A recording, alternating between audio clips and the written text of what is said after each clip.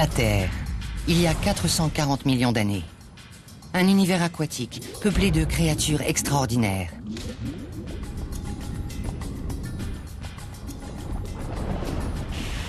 Mais une tueuse, venue de l'espace, menace ce paradis océanique.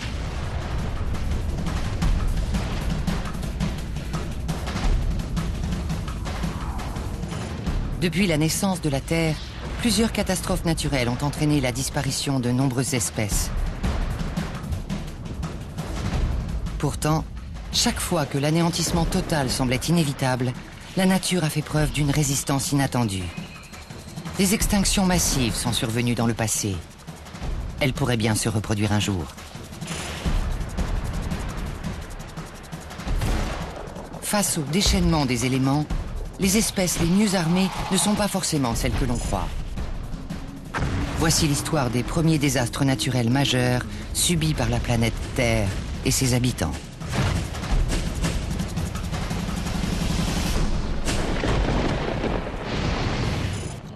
Les espèces qui survivent ne sont pas les plus fortes, ni les plus intelligentes, mais celles qui s'adaptent le mieux au changement. Charles Darwin, 1859.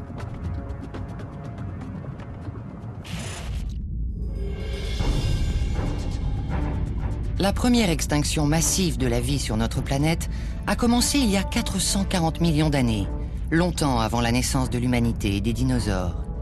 D'après une théorie controversée, un cataclysme aurait eu lieu à 6000 années-lumière de la Terre.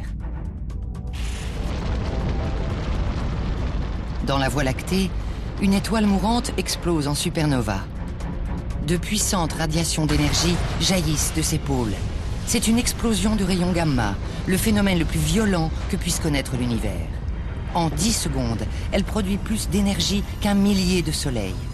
Ces rayons mortels zèbrent le cosmos à la vitesse de la lumière en direction d'une petite planète bleue, la Terre.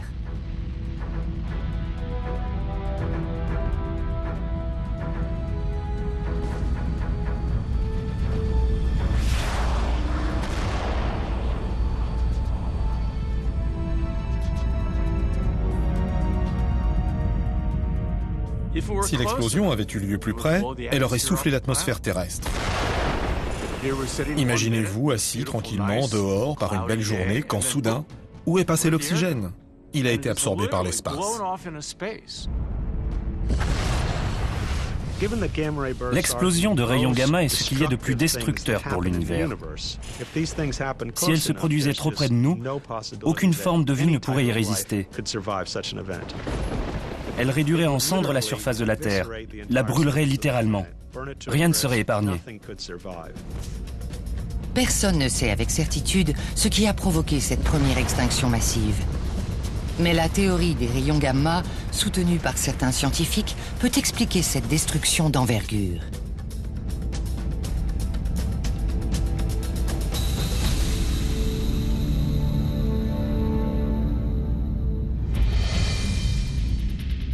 À des milliers d'années-lumière de la supernova, la Terre est pour l'instant à l'abri des bouleversements de l'univers.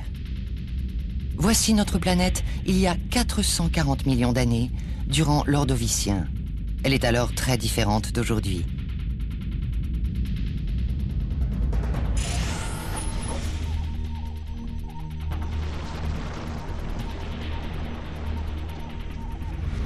La dérive des continents n'a pas encore eu lieu. Le Gondwana englobe l'Inde et l'Australie, l'Afrique et l'Arabie, l'Antarctique et l'Amérique du Sud. Des régions de l'Amérique du Nord et de l'Europe sont concentrées près de l'équateur. La planète est chaude et humide, et le niveau des mers est plus élevé de plusieurs centaines de mètres. Le gigantesque océan Pantalassa baigne la majeure partie de l'hémisphère nord. Il recouvre partiellement les continents, formant ce qu'on appelle des mers épicontinentales. Les mers épicontinentales étaient des environnements marins qui immergeaient en partie les continents. Durant l'Ordovicien, le niveau des mers était plus haut et la plupart des terres étaient sous l'eau.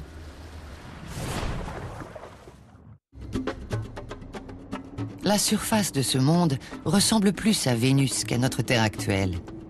Le niveau d'oxygène est si bas que n'importe quel animal vivant à notre époque aurait des difficultés à respirer. Si un homme avait vécu pendant l'Ordovicien, la très faible concentration d'oxygène aurait rendu une simple promenade sur la plage extrêmement pénible. Les paysages devaient être désolés et très proches de la vallée de la mort, telle qu'on la connaît aujourd'hui en Californie. Pas de plantes, pas d'animaux. Par conséquent, il devait régner un silence absolu. Aucun des sons associés à la vie animale dans une forêt, comme les chants d'oiseaux ou les bruits d'insectes, ne devait se faire entendre durant l'Ordovicien. La surface du globe est peut-être désolée, mais sous l'eau, c'est une toute autre histoire.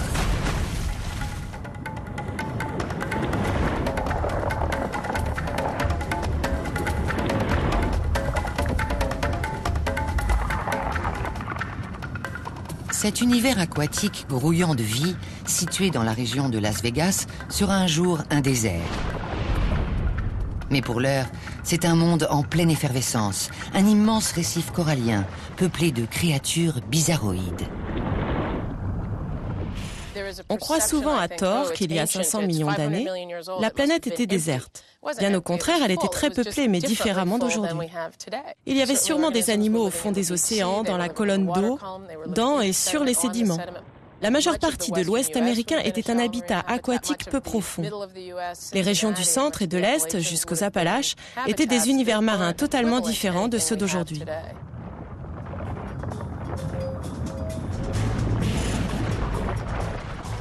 Des récifs identiques à celui-ci tapissent le globe. Leurs eaux chaudes et ensoleillées sont idéales pour le développement des organismes vivants. Le long de ces récifs, des trilobites de 60 cm de long errent en quête de nourriture. Ces créatures travailleuses, proches des fourmis, aspirent le fond océanique et le débarrassent du plancton mort, des morceaux d'algues et même des déjections animales.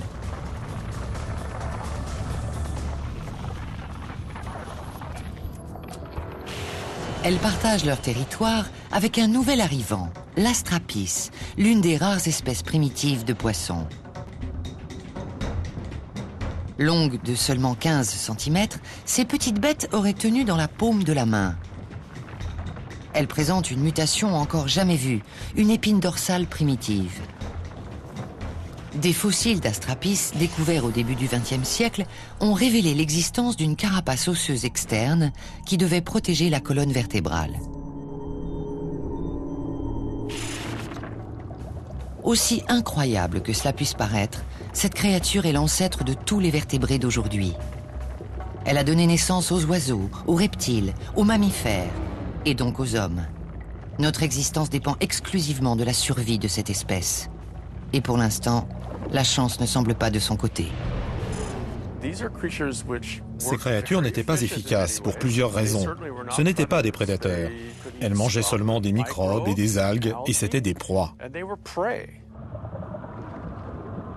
À l'autre extrémité de la chaîne alimentaire, un super prédateur règne sur l'océan. Un tueur sans pitié, redouté de tous. Le nautiloïde orthocère. Ce sont des carnivores, des bêtes qui mangent de la viande et qui ne sont jamais rassasiées. Un spécimen de 3,50 m devait être terrorisant. Je n'aurais pas aimé croiser un orthocère, car il m'aurait pris en chasse et dévoré sans hésiter. Grand requin blanc de son époque, l'orthocère est une machine de guerre de conception diabolique, à l'appétit insatiable, mesurant jusqu'à 6 mètres de long.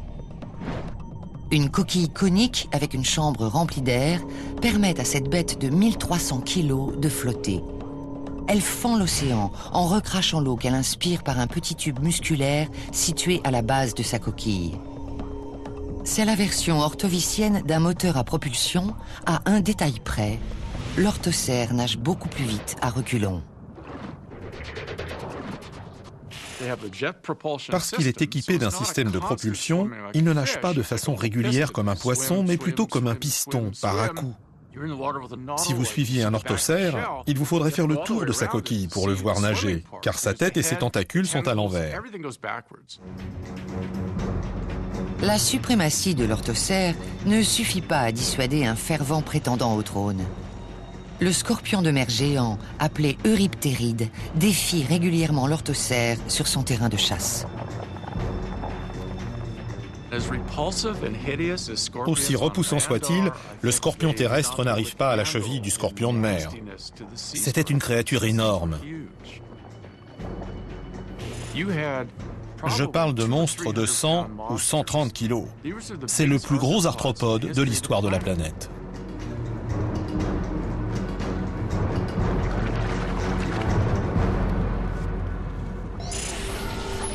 L'Euryptéride est gigantesque. Il mesure 2 mètres de long. Ses pattes, appelées chélicères, sont couvertes de piquants. Le dernier chélicère est aplati et forme comme une nageoire qui lui permet de nager.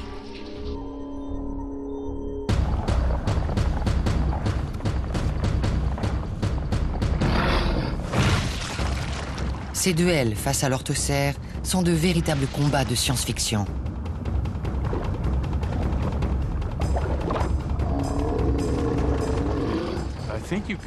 On aurait pu vendre des billets pour regarder ces deux-là s'affronter. Je donnerais tout pour voir un Euryptéride s'attaquer à un orthocère.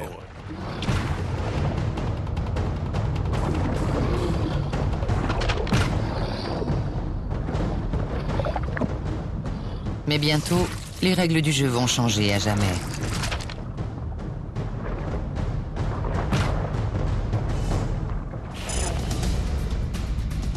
Les rayons gamma ont déjà pénétré dans notre système solaire et percé la ceinture astéroïde.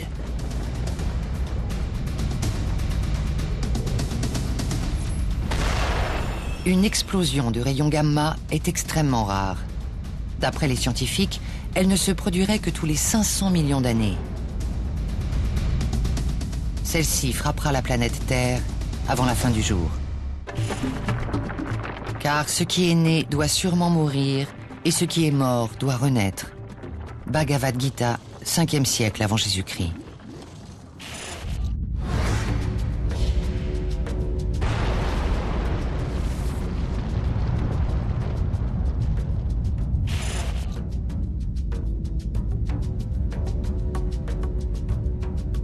Les rayons gamma, des radiations électromagnétiques proches des rayons X, ont des conséquences dramatiques.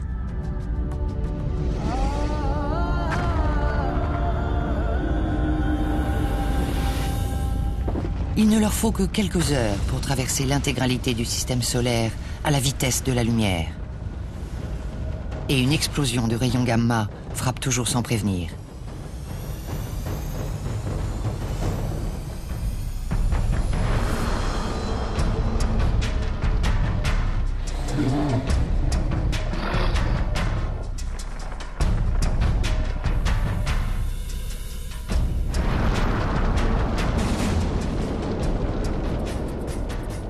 Le moment est venu.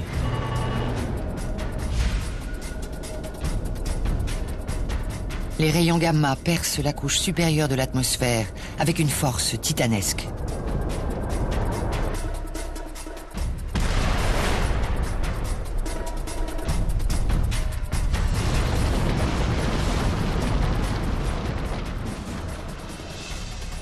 Leur beauté n'altère pas leur impact destructeur. Les rayons mortels anéantissent les molécules d'air, soufflant littéralement l'atmosphère. Prenez l'arsenal nucléaire des États-Unis et de la Russie.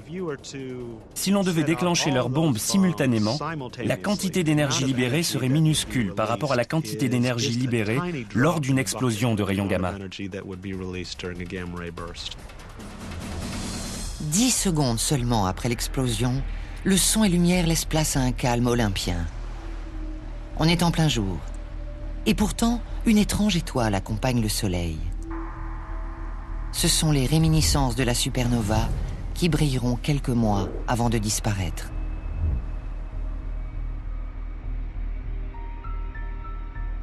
Sur cette terre désolée, le cataclysme fait l'effet d'un spectacle grandiose joué dans un théâtre vide.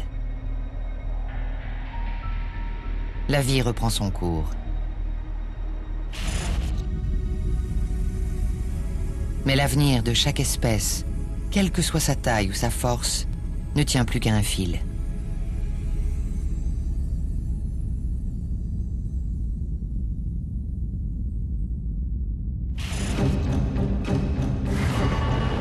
24 heures se sont écoulées depuis l'explosion. L'extinction commence à un niveau microscopique. Dans les couches supérieures de l'atmosphère, les rayons gamma ont détruit 30% de la couche d'ozone. Les ultraviolets du soleil pénètrent à loisir.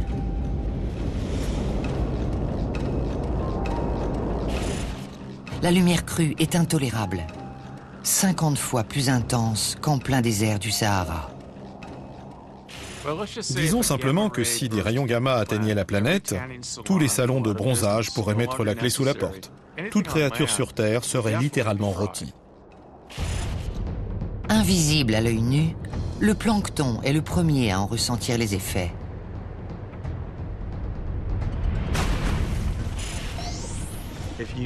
Lorsque l'on observe une goutte d'océan au microscope, on voit grouiller toutes sortes d'organismes minuscules. C'est l'alimentation des créatures plus grosses. Le soleil, source de vie, brûle désormais la majeure partie de ces organismes. La base de la chaîne alimentaire est totalement éradiquée.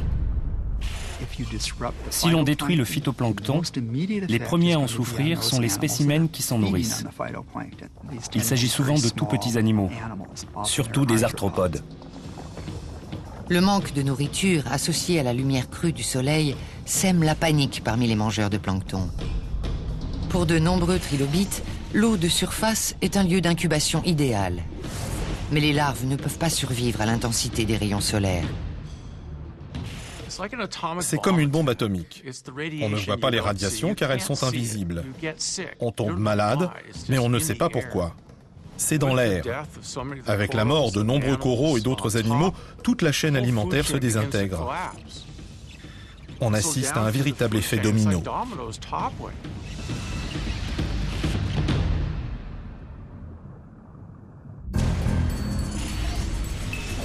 Les ultraviolets sont encore plus nocifs aux tropiques, où les récifs coralliens meurent peu à peu. Le phénomène s'étend. Aux 4 coins du globe, les coraux sont décimés par la famine.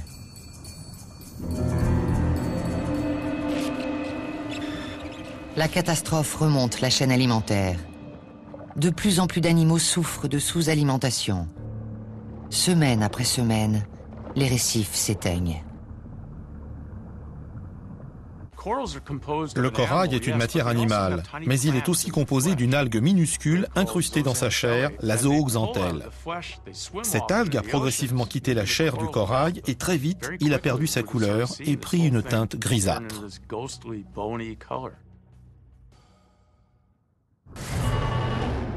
Trois mois seulement se sont écoulés.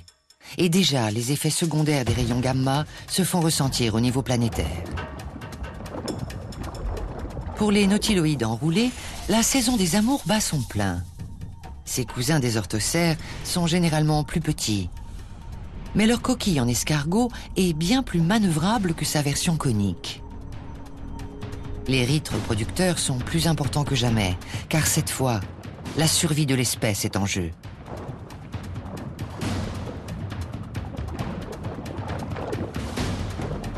Les femelles traquent les mâles. Plus leur coquille est colorée, plus ils ont de chances de les séduire. La reproduction a joué un rôle fondamental dans la survie de ces espèces. La façon dont elles se sont reproduites a autant compté que leur mode de vie.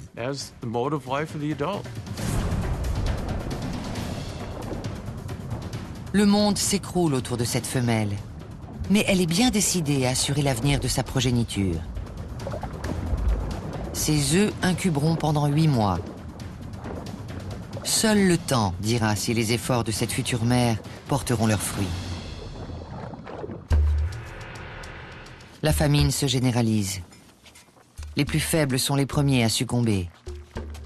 Dans ce qui est aujourd'hui le sud du Mexique, des prédateurs tels que les euriptérides ont recours à des mesures drastiques pour rester en vie. D'ordinaire, ils ne se démèneraient pas pour l'Astrapis, mais la faim les contraint à manger ce qu'ils trouvent.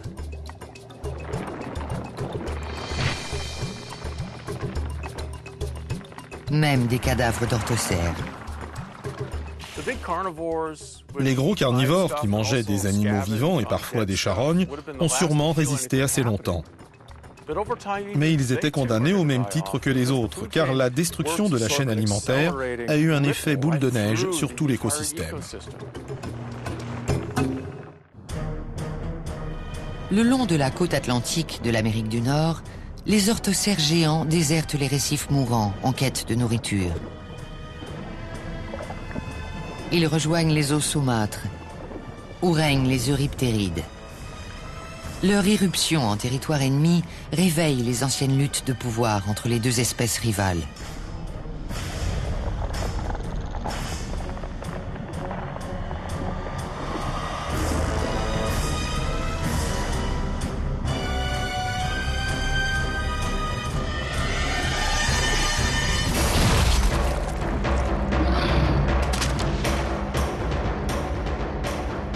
C'est peut-être le territoire des euryptérides, mais la chance est toujours du côté du plus fort. Les orthocères s'adonnent à un véritable festin. Seuls quelques euryptérides parviennent à leur échapper.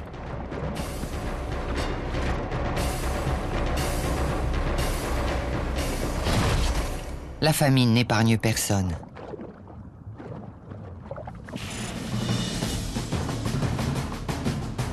À mesure que les effets des rayons gamma s'intensifient, l'extinction menace toutes les espèces. Du plancton microscopique à l'orthocère géant, sans oublier notre ancêtre vertébré, l'Astrapis. Si toutes ces créatures disparaissent, l'avenir de la planète est compromis.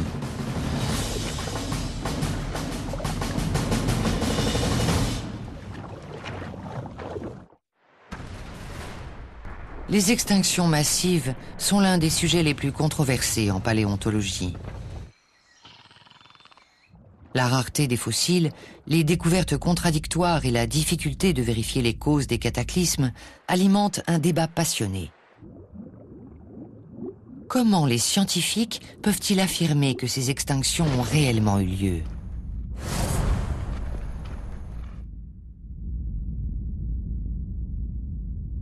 La Terre détient la clé du mystère. Quand les géologues ont vraiment commencé à s'intéresser aux fossiles, ils ont découvert qu'ils n'étaient présents que sur une catégorie précise de roches. Avec la division de la roche, la plupart de ces traces de vie ont disparu. Sans le savoir, ces géologues venaient de découvrir la preuve d'une extinction massive. Aujourd'hui, les scientifiques continuent de scruter les roches du monde entier à la recherche d'indices sur la véritable nature de ces catastrophes. Dans le désert de l'Ouest américain, les formations rocheuses qui constituaient jadis le fond océanique contiennent des milliers de créatures fossilisées. Ces rochers détiennent des preuves de la disparition de nombreuses espèces durant l'Ordovicien. Ces fossiles ont été cassés en plusieurs morceaux. Ils ont essuyé une tempête, ce qui rend la roche bien plus difficile à analyser, mais aussi plus riche, car on y découvre beaucoup de fossiles. Celle-ci a de jolis coraux de type rugosa, des coraux solitaires. Les cercles, avec le petit trou au centre, représentent des tiges de crinoïdes. Ce sont des échinodermes, proches des étoiles de mer, qui vivaient accrochés au fond marin. Les brachiopodes étaient des animaux à coquilles bivalves. Ils n'étaient pas de la famille des mollusques, mais formaient une famille isolée, prédominante pendant l'Ordovicien. Grâce aux fossiles découverts dans ces rochers, les scientifiques élucident peu à peu le mystère de cette première extinction massive des espèces. La théorie de la formation d'une supernova à des milliers d'années-lumière de la Terre est l'une de leurs hypothèses.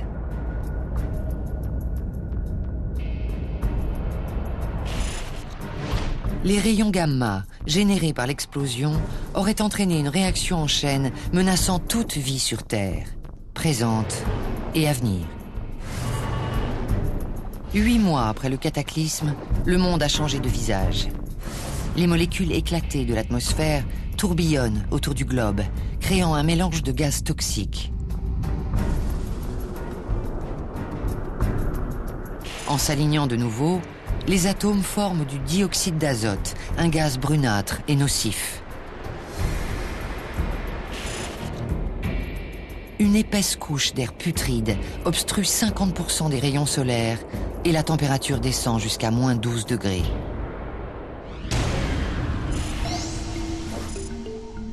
En Europe du Nord, la chute des températures menace les nautiloïdes. Leurs œufs, pondus il y a plusieurs mois, ne se développent pas normalement. Le froid a ralenti la croissance embryonnaire, favorisant l'apparition de bactéries. L'espèce est en danger.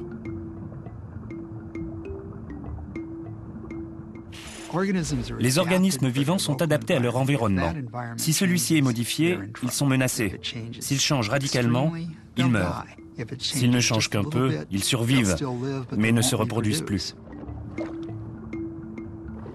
Les quelques rescapés de l'incubation voient le jour dans un monde chaotique.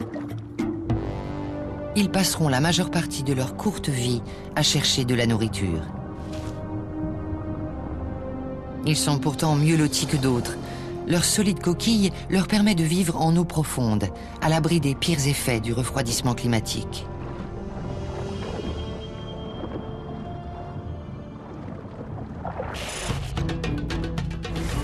« 10 ans se sont écoulés depuis l'explosion de rayons gamma. Au sud du Mexique actuel, la métamorphose est saisissante. La température de ce récif a chuté de 20 degrés et accéléré la destruction de la chaîne alimentaire. Cet habitat jadis florissant n'est plus qu'un tombeau ouvert. À mesure que les températures chutaient, les animaux capables de se déplacer sont partis. Mais pendant l'Ordovicien, très peu étaient mobiles. Les coraux, les brachiopodes, les éponges, ils restaient fidèles à leur mère natale pour le meilleur et pour le pire.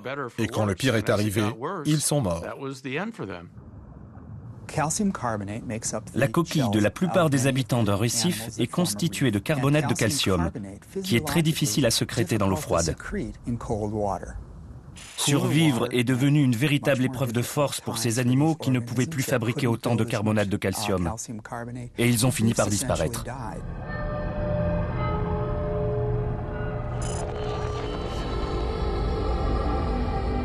Voici une autre conséquence du refroidissement global.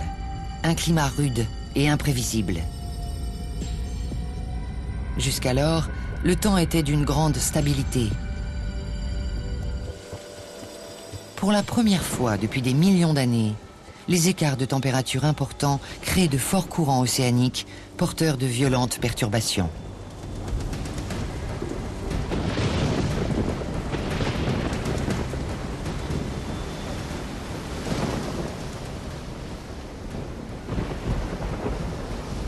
Un ouragan de catégorie 5 balaie continuellement la planète.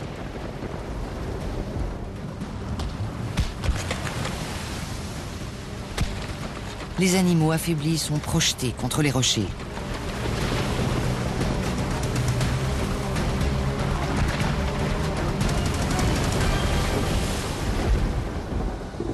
Ceux qui peuvent encore le faire vont chercher refuge loin des eaux turbulentes de surface. L'une des solutions pour ces animaux était de plonger. Et leur instinct de survie les a certainement conduits à le faire. Imaginez le spectacle de tous ces orthocères en train de plonger tête la première par bancs entiers. Mais les profondeurs ont aussi leur lot de dangers. La pression de l'eau est trop forte pour ces longues coquilles.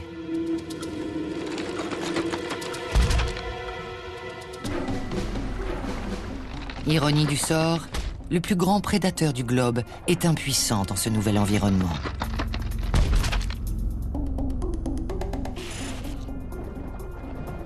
Leurs cousins nautiloïdes possèdent une coquille plus robuste qui leur permet d'attendre que l'orage passe dans des eaux moins agitées.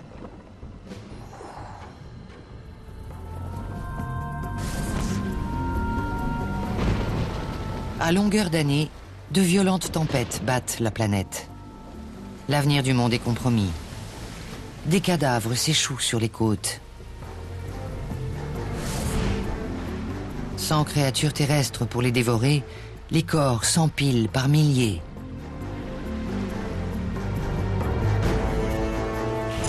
« 500 ans après l'explosion des rayons gamma, un tiers de la faune s'est éteinte. Et les créatures qui luttent encore ont peu d'espoir.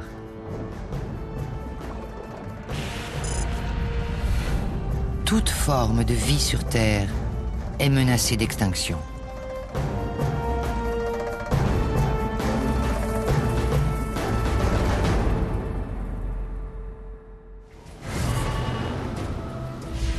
150 000 ans après l'explosion des rayons gamma, il ne reste presque rien de la vie sur Terre.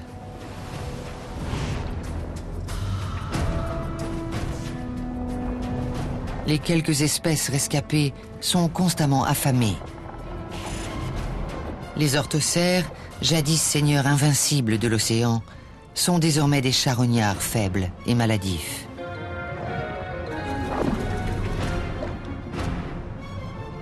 Pour eux, le monde est radicalement différent.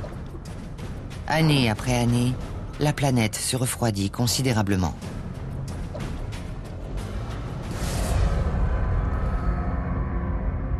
C'est le début d'une nouvelle ère glaciaire. La neige s'entasse au pôle sud. Au fil des siècles, elle se densifie pour former d'immenses glaciers de plusieurs kilomètres d'épaisseur qui rampent doucement vers le nord, en longeant le Gondwana.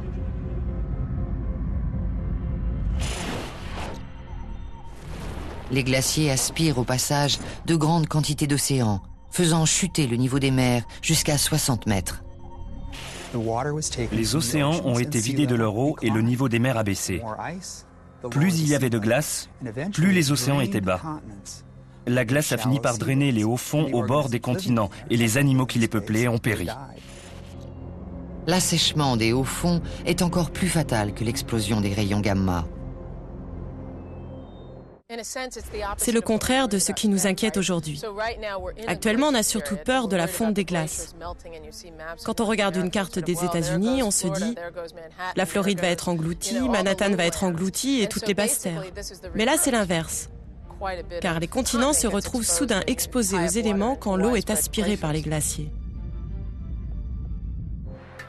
Contre toute attente, certains animaux se montrent incroyablement résistants à cette nouvelle ère glaciaire. Notre ancêtre vertébré, l'Astrapis, suit l'océan qui se retire. Il supporte mieux l'eau froide que n'importe quelle autre créature aquatique. Fort heureusement pour lui, c'est également un mangeur peu délicat, prêt à engloutir tout ce qu'il peut se mettre sous la dent. Les gourmets avaient peu de chances de survivre. Il fallait être capable d'avaler tout et n'importe quoi quand la famine faisait rage. Les carnivores, qui se nourrissaient d'une proie en particulier, n'ont pas fait long feu le jour où cette proie s'est éteinte. L'Astrapis s'adapte et s'épanouit dans l'épreuve. Très vite, une nouvelle variété de poissons voit le jour. Chez cette nouvelle espèce, les arêtes et les muscles qui forment la première branchie endossent une nouvelle fonction, trier et faciliter l'absorption des aliments. Toutes les mâchoires des vertébrés d'aujourd'hui, qu'elles servent à broyer, à tuer ou tout simplement à parler, sont le résultat de cette formidable adaptation. Dans ce no man's land, l'Euryptéride aussi se montre pugnace. Ce prédateur a suivi le mouvement des océans et a survécu en prenant la place de l'orthocère dans la chaîne alimentaire. 2 fois plus petit que son rival, il a besoin de moins de nourriture, facteur crucial pour sa survie. Le long des côtes, la chute du niveau des mers crée d'étranges paysages. Les squelettes des récifs pointent à la surface. Là où régnaient jadis les orthocères, une poignée de rescapés épuisés arpente les environs en quête de nourriture.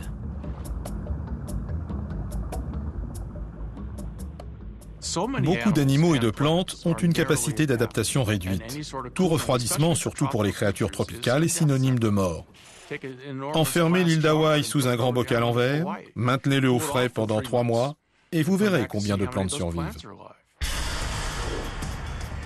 À mesure que les glaciers envahissent les subtropiques, des icebergs gigantesques font leur apparition. Sous la surface, ils menacent de tout détruire sur leur passage.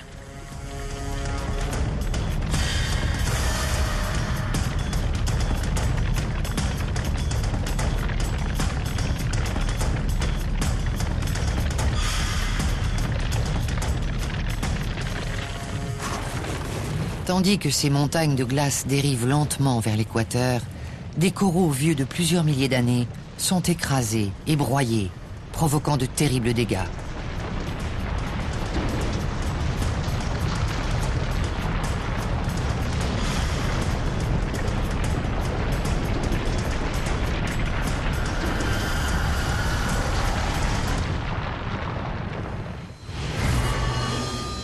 « 250 000 ans après l'explosion des rayons gamma, le niveau des mers continue de baisser. Des milliers de kilomètres carrés d'habitats sous-marins sont exposés à la rigueur du climat en surface. Le soleil, le vent et la pluie érodent les récifs et les transforment en de vastes déserts. Année après année, le peu de vie qui reste suit le mouvement des océans et les habitats aquatiques se réduisent. C'était une migration forcée, une migration vers un monde meilleur, mais rien n'était moins sûr. La température de l'eau et des courants avait changé. Le climat en milieu tropical était devenu tempéré et puis froid. Tous ces éléments ont contribué à l'extinction de la plupart des espèces. Mais le processus n'est pas terminé.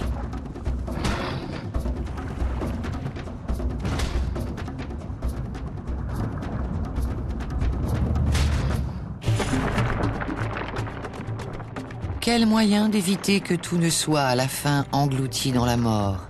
Platon, 4e siècle avant Jésus-Christ. 550 000 ans ont passé. Les températures glaciales ont eu raison des 2/3 du monde animal.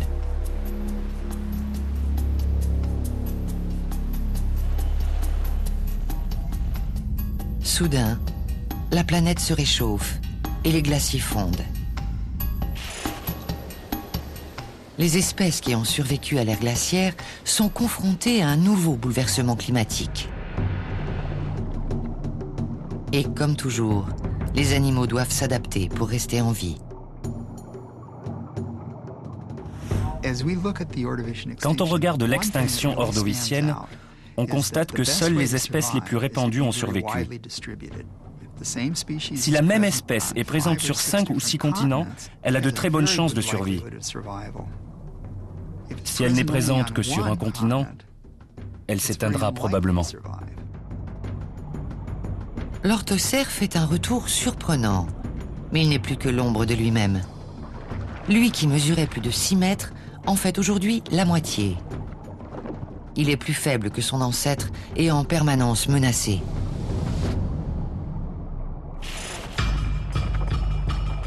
Contrairement à l'orthocère, l'Euryptéride s'est bien sorti de cette première extinction. La proie est devenue un féroce prédateur. Les océans se transforment en champs de bataille. Mais cette fois, l'Euryptéride fait la loi.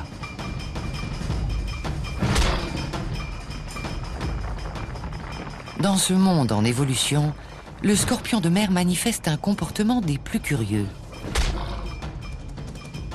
Après avoir tué sa proie, il traîne la carcasse vers le rivage.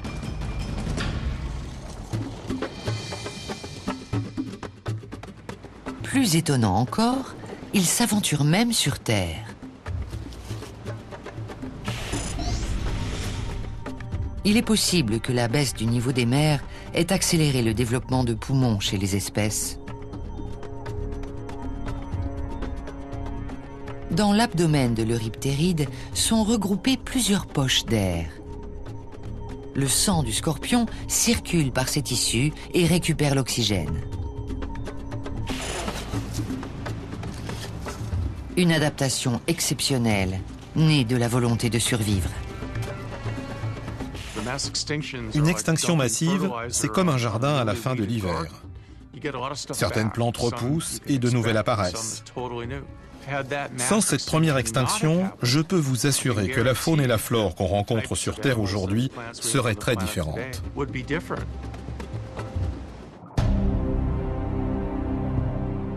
Mais dans ces mêmes eaux, une autre évolution extraordinaire est en cours. Un petit groupe de poissons, cousins des astrapis, a développé une caractéristique unique. Ils se sont dotés de mâchoires. Ces poissons sont appelés acanthodiens. Ce sont des charognards. Grâce à leurs mâchoires, ils découpent la chair à même la carcasse, au lieu d'attendre que quelques restes dérivent jusqu'à eux. Ces poissons qui auparavant se nourrissaient d'algues gravissent peu à peu les échelons de la chaîne alimentaire. L'extinction massive a transformé les vainqueurs en vaincus et les proies en prédateurs. Les rôles sont inversés, mais le cycle de vie et de mort se poursuit. La vie continue. Il y a un temps pour tout, un temps pour toute chose sous les cieux, un temps pour naître et un temps pour mourir, un temps pour tuer et un temps pour guérir. L'Ecclésiaste, 3e siècle avant Jésus-Christ. « 700 000 ans ont passé depuis l'explosion des rayons gamma. La planète semble en phase de rémission.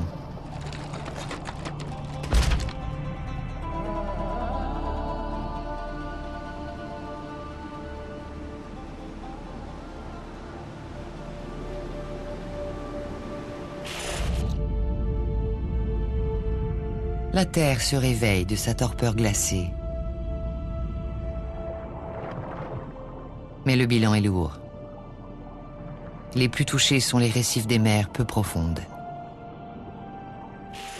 Les récifs sont toujours les plus violemment touchés lors des extinctions massives, car les organismes qui y vivent sont très sensibles aux bouleversements extérieurs. Ils ont une capacité très réduite à changer d'environnement.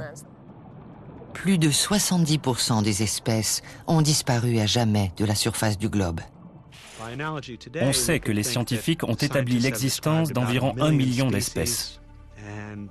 Quand on parle de 70%, ça veut dire que 700 000 espèces se sont éteintes en une période relativement courte. Mais grâce à une formidable résistance de la nature, la vie reprend son cours. Lors de ce nouveau chapitre de l'histoire terrestre, le Silurien, des espèces étonnantes repeuplent les océans. 3 millions d'années se sont écoulées depuis le cataclysme. La Terre retrouve peu à peu son climat tropical. Le niveau des mers remonte et recrée de vastes habitats aquatiques où de drôles de créatures évoluent aux côtés d'animaux étrangement familiers.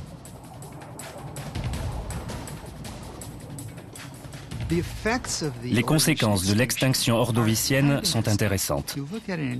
En termes de bouleversement écologique, c'est sûrement la moins dramatique des 5 grandes extinctions. Beaucoup d'animaux ont disparu, mais les différentes espèces qui ont évolué ensuite étaient en fait les mêmes.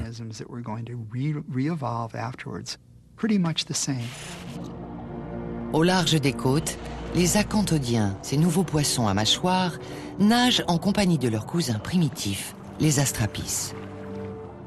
Ils s'aventurent même dans les lacs et rivières des continents.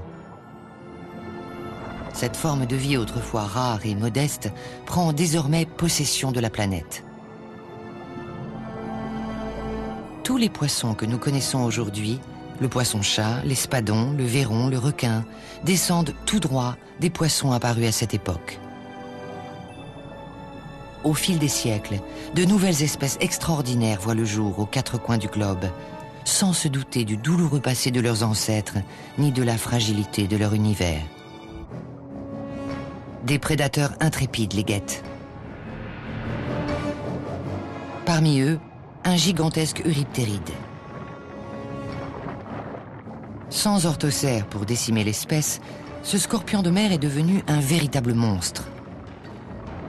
de la taille d'un crocodile, c'est le prédateur le plus redouté du début du Silurien. Ses pattes se terminaient par de longues aiguilles pour mieux attraper, éviscérer et déchiqueter ses proies. Ses mâchoires étaient énormes. Il devait nager assez vite, mais le plus effrayant chez lui, c'était sa taille.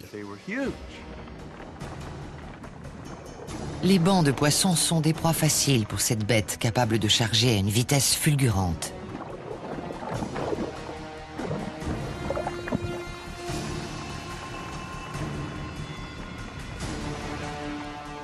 La force du nombre est la seule chance de ces victimes.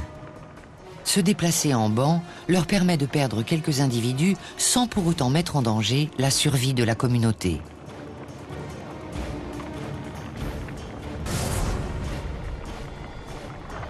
Les nouveaux habitats du Silurien continuent de se peupler. Le cœur du monde bat à nouveau. Lentement mais sûrement, des espèces variées envahissent et colonisent l'océan. Notre planète a connu plusieurs extinctions d'espèces. Personne ne sait quand la prochaine aura lieu. Mais le cycle de vie de l'univers veut que nous soyons à nouveau mis à l'épreuve. Si une explosion de rayons gamma devait un jour frapper la planète Terre, elle le ferait sans prévenir. Le destin est déjà en marche.